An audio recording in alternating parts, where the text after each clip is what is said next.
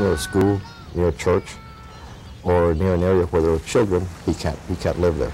That's according to state law, which says convicted sex offenders are not allowed to live within 1,000 feet of any school, daycare center, or other area where children congregate.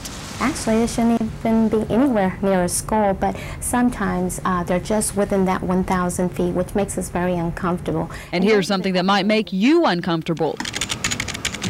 After checking out the DPS website and looking up the addresses of these sex offenders, we found several of them all over town, living just a few blocks away from our elementary schools.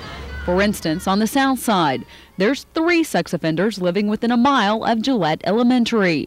On the west side, 7 sex offenders live a mile from Woodlawn Hills. In central San Antonio, 8 of them live near King Elementary, and there's 8 more on the east side near Rivers Park.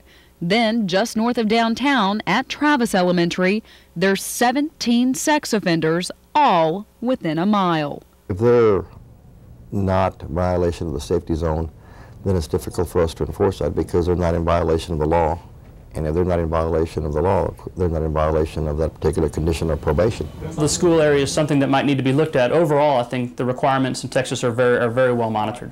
Part of that monitoring begins with registration. Yes, hello, Mr. Martinez. This is Richard Miles from Bexar County Adult Probation. Did you register? There are a very large number of sex offenders registered in Bexar County. There's a large number in violation of the requirements. When that's the case, it's up to the probation officers to catch them. Yeah, Brian and Frank are going out tonight, and they're going to try and videotape somebody. That tape could land the sex offender back in jail. But authorities say it's not always easy to catch them, especially if they're not there. And if an individual is not listed their proper address, we can't monitor them. We don't know where they are. Their neighbors don't know who lives next door, and their lives the danger. So they're predators, and they have to be watched very closely, especially where children are involved, where there's children in the area.